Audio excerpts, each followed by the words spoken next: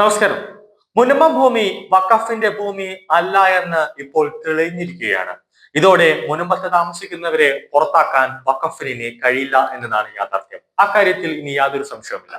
തിരുവിതാംകൂർ സർക്കാർ 1901 തയ്യാറാക്കിയ സെറ്റിൽമെന്റ്ഷിപ്പ് രജിസ്റ്ററിന്റെ പകർപ്പാണ് ഇപ്പോൾ പുറത്തു വന്നത്. ഈ രേഖ പ്രകാരം മുനമ്പത്തെ തർക്കഭൂമി പുറമ്പോക്കാണ്. സർവേ നമ്പർ 18 ഉൾപ്പെട്ട 560 ഏക്കർ 39 സെന്റ് ഭൂമിയാണ് പുറമ്പോക്ക് എന്ന രേഖകളിൽ ഉള്ളത്. 1904 സെറ്റിൽമെന്റ് രജിസ്റ്റർ പ്രസിദ്ധീകരിച്ചത്. സെൻട്രൽ ആർക്കൈവ്സിൽ സൂക്ഷിച്ച രേഖകളുടെ പകർപ്പാണ് ഇപ്പോൾ പുറത്തു വന്നത്. അതോടെ സമരസമിതിയുടെ വാദം ശരിവെക്കുന്ന രീതിയിലാണ് പുതിയ രേഖകൾ. 1901 ഭൂമിയുടെ സ്ഥിതി സംബന്ധിച്ച എന്തെങ്കിലും രേഖകൾ ഉണ്ടോ എന്ന് കഴിഞ്ഞ തവണ മുനമ്പ ഭൂമി വിഷയം പരിഗണിച്ചപ്പോൾ വഖഫ് ട്രിബ്യൂണൽ ആവശ്യപ്പെട്ടിരുന്നു. എങ്കിലും അന്ന് ഈ രേഖ ട്രിബ്യൂണലിന്റെ മുന്നിൽ എത്തിയിരുന്നില്ല. അത്തരമൊരു രേഖ ഉണ്ടെങ്കിൽ അത് ഹാജരാക്കണമെന്നായിരുന്നു ട്രിബ്യൂണലിന്റെ നിലപാട്.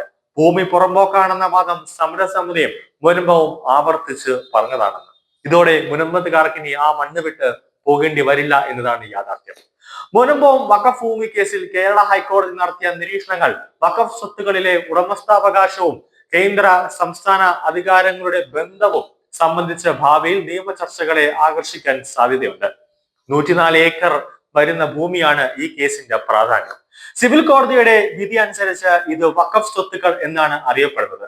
എന്നാൽ വിഷയത്തിൽ വീണ്ടും അന്വേഷണം നടത്താൻ ഒരു ജുഡീഷ്യൽ കമ്മീഷനെ നിയോഗിച്ചതിന് പിന്നാലെ ഹൈക്കോടതി ഇടപെട്ട് വഖഫ് സ്വത്തുക്കളെ സംബന്ധിച്ച നിയമത്തിന്റെ അടിസ്ഥാനപരമായ കാര്യങ്ങൾ വ്യക്തമാക്കിയിട്ടുണ്ട്. അതായത് കേരള ഹൈക്കോടതി നിരീക്ഷണങ്ങൾ ഇങ്ങനെയാണ്. അത് എങ്ങനെയാണെന്ന് നോക്കിക്കഴിഞ്ഞു കഴിഞ്ഞാൽ, ഒന്നാമത്തത് കേരള ഹൈക്കോടതിയുടെ നിരീക്ഷണത്തിൽ പറയുന്നത് വഖഫ് നിയമത്തിന്റെ കേന്ദ്രഭാവമാണ്.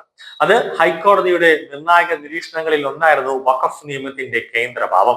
ഇന്ത്യൻ ഭരണഘടനയുടെ 7ാം ഷെഡ്യൂളിന്റെ യൂണിയൻ ലിസ്റ്റ് പ്രകാരം വഖഫ് നിയമം കേന്ദ്ര നിയമമാണ്.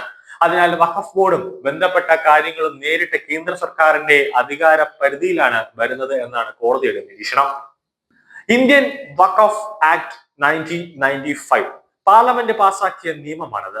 ഇത് ഇന്ത്യയിലെ ഒരുപോലെ പ്രാബല്യത്തിലുള്ളതാണ്. സംസ്ഥാന തലത്തിൽ വഖഫ് ബോർഡുകൾ സ്ഥാപിക്കാനുള്ള വ്യവസ്ഥകൾ ഉണ്ടെങ്കിലും അവയുടെ പ്രവർത്തനം കേന്ദ്ര സർക്കാർ നിർദ്ദേശിച്ച ചട്ടക്കൂട്ടിനുള്ളിലാണ്.